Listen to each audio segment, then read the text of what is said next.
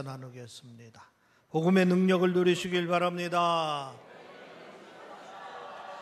예수님의 십자가의 승리는 당신의 승리입니다. 하나님은 당신을 사랑하십니다. 하나님께 감사합시다. 아멘. 하나님께 감사합시다. 탈무드에 나오는 이야기입니다. 유대인들은 사람을 세 종류로 분류를 해서 처신을 하도록 가르치고 있습니다. 세 종류의 사람이라는 것은 첫째는 병과 같은 사람이 있습니다. 병은 고통을 가져다주고 심하면 죽게도 합니다. 그래서 병은 될 수 있는 대로 피하는 것이 좋습니다. 병과 같은 사람은 오래 사귈수록 힘들고 고통스럽고 심지어 피해를 입기도 합니다. 이런 사람들은 될 수 있는 대로 멀리하는 게 좋고 빨리 잊어버리는 게 좋다 하는 얘기입니다. 두 번째는 약과 같은 사람이 있습니다. 약은 건강할 때 아무 도움이 되지 않습니다. 그러나 병들면 꼭 필요한 것이 약입니다. 그래서 약은 잘 보관해둘 필요가 있습니다. 약과 같은 사람은 평소에 아무런 관계가 없다가도 어떤 일이 생기면 꼭 필요한 사람입니다. 이런 사람들은 오래 사귈수록 좋다 하는 얘기입니다. 세 번째는 밥과 같은 사람이 있습니다. 밥은 늘 챙겨 먹는 것입니다. 그래서 힘을 얻고 건강을 유지할 수가 있습니다. 밥은 늘 가까이 둡니다. 밥과 같은 사람은 만날 때마다 힘을 얻고 큰 도움을 얻습니다. 이런 사람은 오래오래 사귈수록 좋다 하는 얘기입니다. 세 종류의 사람들을 말씀드렸는데 밥과 같은 사람들이 돼야 될 줄 믿습니다. 이 시간 우리는 두 가지를 한번 생각해 보시기를 바랍니다. 하나는 내 주변에 있는 사람들이 병과 같은 사람인지 약과 같은 사람인지 밥과 같은 사람들인지를 깊이 헤아려 보시기를 바랍니다. 평소에 가깝다고 가까이 하고 있는 사람들이 어떤 종류의 사람들인가 하는 것을 한번 생각해 보시기를 바랍니다. 다른 하나는 다른 사람에게 나는 어떤 종류의 사람으로 만나주고 있는지를 헤아려 보시기를 바랍니다. 병과 같은 사람이 되어서는 안 됩니다. 약과 같은 사람이 되어야 합니다. 더 이왕이면은 밥과 같은 사람이 되어야 될 줄 믿습니다. 오늘 본문에 보면은 밥과 같은 사람의 이야기가 기록되어 있습니다. 디모데후서는 사도 바울이 제자이자 후배 목회자인 디모데에게 보낸 두 번째 목회 서신입니다. 당시 바울은 로마 감옥에 수감 중이고 디모데는 멀리 에베소에서 바울의 뒤를 이어 목회를 하고 있는 중입니다. 바울은 자기가 이 땅에서 머물 날이 얼마 남지 않았음을 직감하고 디모데에게 마지막 심정으로 쓴 편지가 디모데후서입니다. 그런데 이 편지에 오네시모로 이름이 등장합니다. 오네시모로는 바울에게 밥과 같은 사람입니다. 그런데 이 사람에 대한 정보가 성경에 별로 없습니다. 오네시모가 어떤 사람인지 잘 소개되어 있지는 않습니다. 다만 디모데후서 4장 19절에 보면은 오네시모로는 디모데가 목회하고 있던 에베소에 살고 있다는 사실을 확인할 수 있습니다. 그리고 오늘 본문에 보면은 디모데가 오네시모로에 대해서 잘 알고 있다는 것입니다. 그리고 오네시모로가 교회를 헌신적으로 섬겨왔기 때문에 디모데도 오네시모로에 대해서 좋게 생각할 수 있을 것이라 하는 얘기입니다.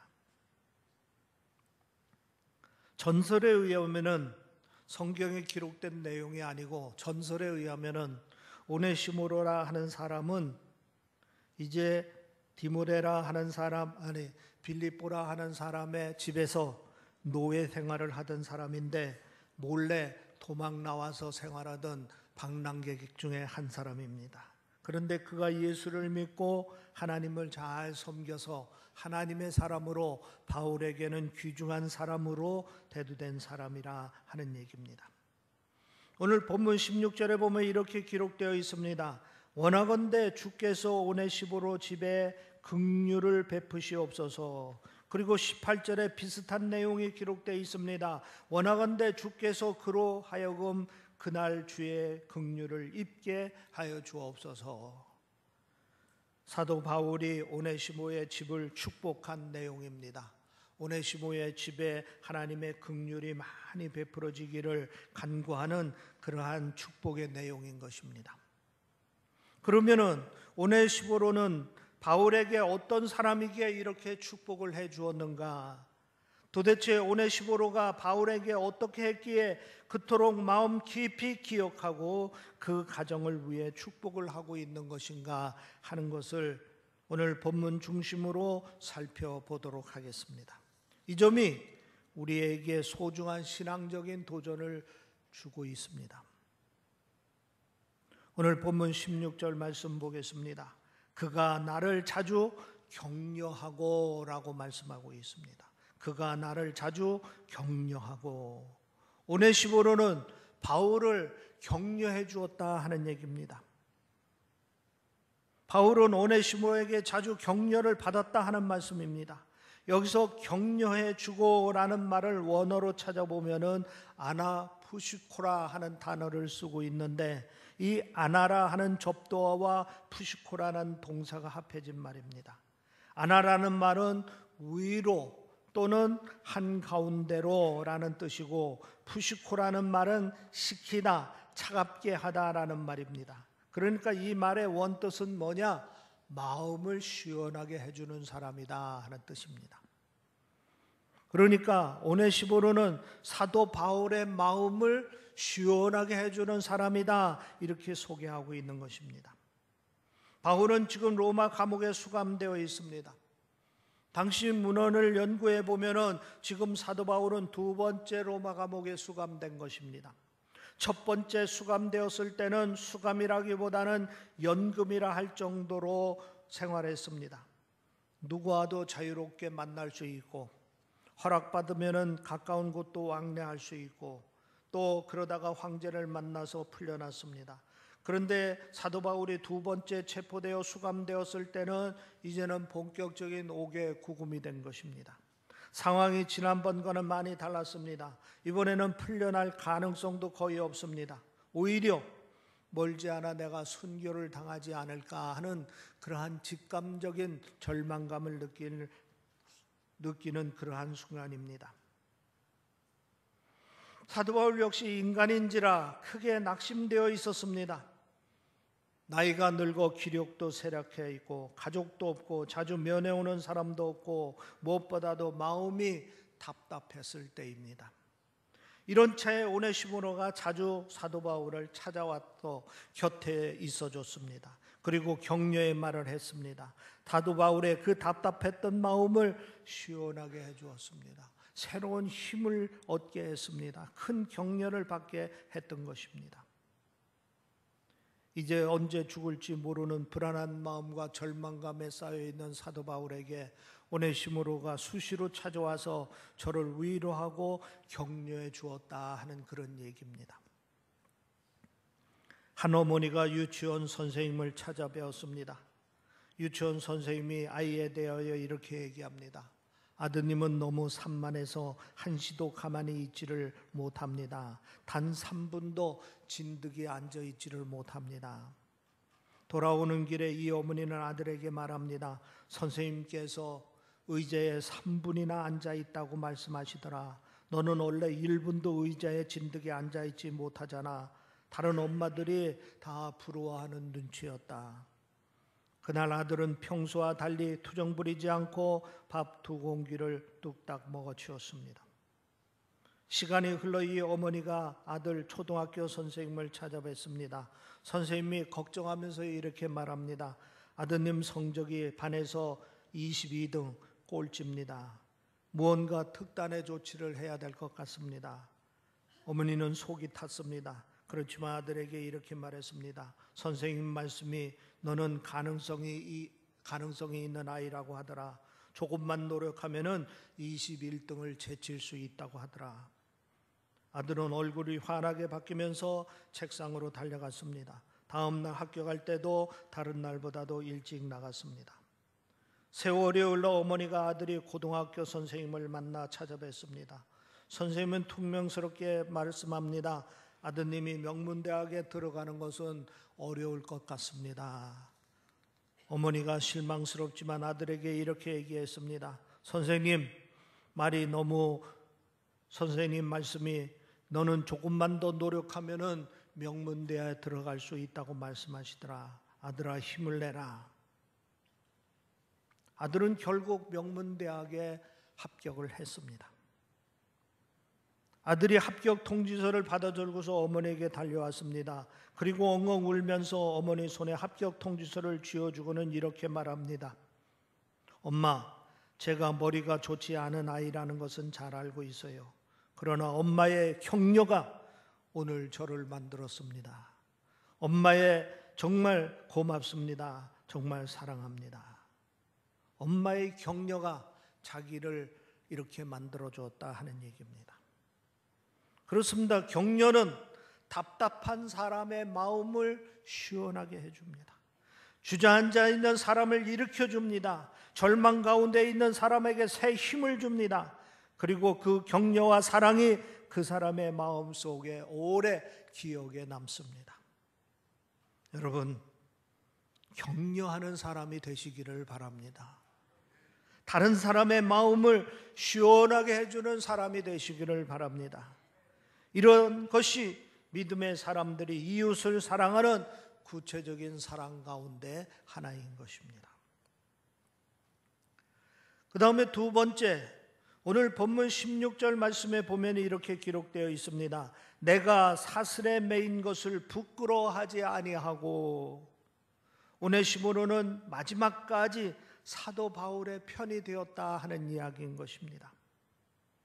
오네시모로는 바울이 죄수로 감옥에 수감되어 것을 부끄럽게 여기지를 않았습니다. 이 말씀과 15절에 보면 대조적인 말씀이 나옵니다. 아시아에 있는 모든 사람이 나를 버린 이 일을 내가 안하니, 나를 버린 이 일을 내가 안하니 그 중에는 부겔로와 허무게네도 있느니라.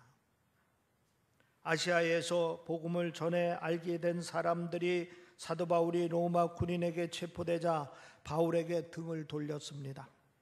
그 중에 바울을 마음을 더 아프게 한 사람이 부겔로와 허무게네라 하는 사람입니다. 그러니까 바울이 죄인의 신분으로 로마 감옥에 수감되자 바울을 가까이 했던 사람들 중에는 두 종류의 부류로 나누어졌습니다. 한 부류는 그동안 바울과 아주 가까이 지냈지만은 돌변해서 등을 돌린 사람들입니다. 바울은 이들 때문에 마음의 상처를 받았을 것입니다. 다른 한 부류는 그동안 바울과 가까이 지냈고 바울이 어려움에 처하자 바울 편에 서서 그를 옹호하고 나선 사람입니다. 끝까지 바울 편이 돼준 사람들입니다. 이들 때문에 바울은 큰 위로를 받았을 것입니다.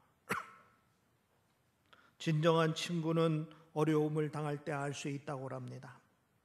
많은 사람들이 떠도는 소문을 믿고 등을 돌리고 함께 손가락질합니다.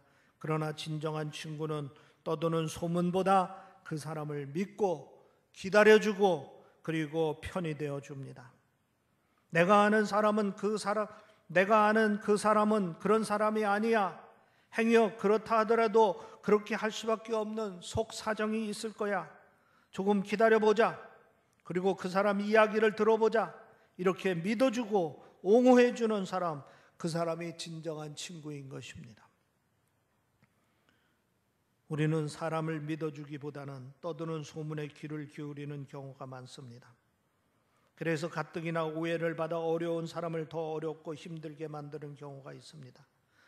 아니 땐 굴뚝에 연기 나랴 해가면서 소문을 더 키우고 또 더 널리 전파하는 경우가 있습니다. 누군가 소크라테스를 다급하게 찾아왔습니다. 그러면서 소리를 칩니다. 여보게 소크라테스, 이럴 수 있나? 방금 내가 밖에서 무슨 말을 들었는지 아나? 아마 자네도 이 이야기를 들으면 깜짝 놀랄 거야. 그게 말이지. 이때 소크라테스가 말합니다. 아직 말하지 말고 잠깐만 기다리게. 자네가 지금 급하게 전해주는 소식을 채로 3번 걸렀는가? 그는 소크라테스의 말을 이해하지 못해 머리를 갸우뚱하립니다. 채로 3번 걸으라니 무슨 채로 채로 걸으라는 말인가? 첫 번째 채는 진실이네. 지금 말하는 내용이 사실이라고 확신하는가? 아니, 그냥 거리에서 주워들었네. 두 번째 채로 걸러야 되겠군. 그럼 자네가 말하는 내용이 사실이 아니라도 최소한 선의에서 나온 말인가? 그러나 그 사람은 우물쭈물하며 아니라고 대답합니다. 그럼 3번째 채로 걸러야 되겠군. 자네는 그렇게 흥분하게 만든 소식이 아주 중요한 소식인가? 글쎄, 자네가 나에게 전해주는 소식이 사실도 아니고 게다가 선의에서 비롯된 마음으로 전해주는 것도 아니고 더구나 중요한 내용도 아니라면 나에게 말할 필요가 없네. 이런 말은 우리의 마음을 어지럽힐 뿐이네. 여러분, 떠드는 소문들을 꼭 채로 걸으시기를 바랍니다. 1번 걸러보고 2번 걸러보고 3번 걸러보고 그 소문이 당사자들을 더 힘들게 합니다. 도무지 무심코 던진 돌이 개구리가 맞아 죽는다는 격입니다. 소문이 떠들 때 일단 그 당사자 편에 서 주시기를 바랍니다. 정말 그 사람이 그렇게 했겠나? 했더라도 그럴 만한 사정이 있겠지. 이런 태도가 어려운 상황 가운데 있는 사람에게 위로가 되고 또 힘이 됩니다. 이것이 우리 믿음의 사람이 이웃을 사랑하는 또 하나의 방법 중에 하나인 것입니다. 3번째, 오늘 본문 17절을 보면 이렇게 기록되어 있습니다. 로마에 있을 때 나를 부지런히 찾아 만났음이라. 오네시모가 로마 감옥에 수감되었던 바울을 자주 찾아 면회했다는 것입니다. 이 말은 오네시모는 바울을 위하여 사랑의 수고를 했다 하는 말입니다. 오네시모는 멀리 에베소에 살고 있는 사람입니다. 바울이 로마 감옥에 갇혀 있다는 소식을 듣고 먼 거리를 마다하지 않고 달려왔습니다. 에베소는 지금의 터키 에게해 연안의 도시입니다. 그리고 로마는 지금의 이태리 로마입니다. 100길로도 2000km나 되는 먼 거리에 있는 것입니다. 2000년 전에 열악한 교통수단으로 몇 달 걸려야 한 번 왔다 갔다 할 수 있는 정도의 거리입니다. 오네시모로는 오직 사도 바울을 면회하기 위해서 이 먼 길을 마다하지 아니하고 자주 찾아와 면회를 했다 하는 얘기입니다.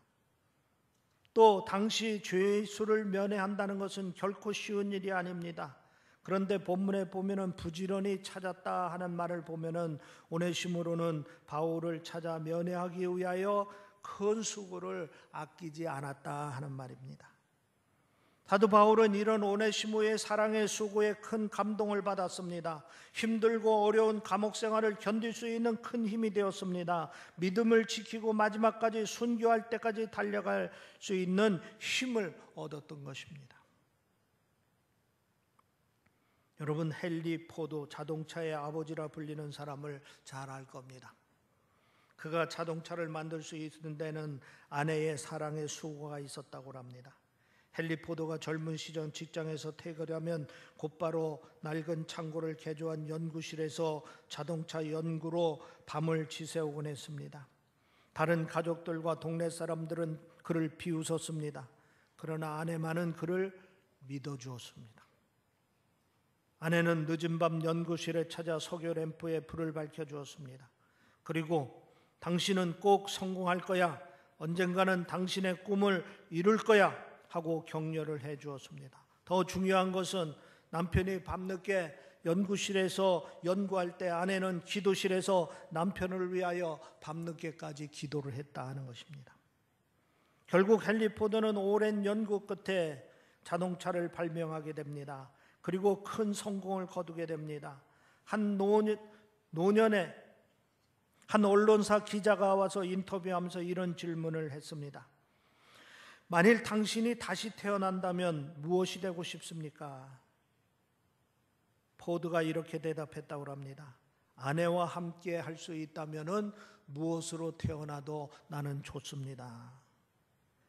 헨리 포드는 자기가 자동차를 발명할 수 있는 것은 늘 곁에서 말없이 격려해주고 사랑의 수고를 해주었던 아내의 덕이라고 생각을 했던 것입니다. 그리고 그 고마움을 잊지 않았습니다. 그래서 디트로이트 헨리 포드 기념관에 이렇게 크게 써붙였다고 합니다. 헨리는 꿈을 꾸는 자였고 아내는 기도하는 자였다. 그렇습니다. 헨리 포드는 아내가 없었다면 그 큰 일을 이루지 못했을 것입니다. 아내의 격려와 아내의 사랑의 수고가 그로 하여금 그 큰 일을 이루게 했던 것입니다. 헨리 포드뿐 아니라 누군가 어떤 일을 이루게 될 때 보이지 않는 손길의 사랑의 수고가 있습니다. 그 사랑의 수고가 이 일을 이룰 수 있게 해주는 것입니다. 여러분, 우리가 누구를 위해 사랑의 수고를 아끼지 말아야 하겠습니까? 그 사랑의 수고가 누군가를 세우고 큰 일을 이루게 해줍니다. 그래서 이 사랑의 수고가 믿음의 사람들이 이웃을 사랑하는 또 다른 방법 중에 하나인 것입니다. 예수님께서 우리에게 두 가지를 명하셨습니다. 하나는 하나님을 사랑하라 하는 것입니다. 그 명을 따라 우리가 더욱 최선을 다해서 하나님을 사랑해야 합니다. 다른 하나는 이웃을 사랑하라는 것입니다. 그 명을 따라 이웃을 사랑하려면 먼저 우리가 누구에게 좋은 이웃이 되어야 합니다. 좋은 이웃이 누구입니까? 오늘 본문에 소개하고 있는 오네시보로 같은 사람입니다. 우리들도 남들에게 좋은 이웃이 되어야 하겠습니다. 그러기 위해서는 먼저 격려하는 삶을 살아야 하겠습니다. 누군가의 마음을, 답답한 마음을 시원하게 해줄 수 있어야 합니다. 그리고 편이 되어주는 삶을 살아야 합니다. 마음으로 누군가를 지지해주고 심지어 약점까지 품어주고 믿어줄 수 있어야 합니다. 또 하나는 사랑의 수고를 아끼지 않는 삶을 살아야 하겠습니다. 누군가를 위해서 헌신적으로 땀을 흘릴 수 있어야 합니다.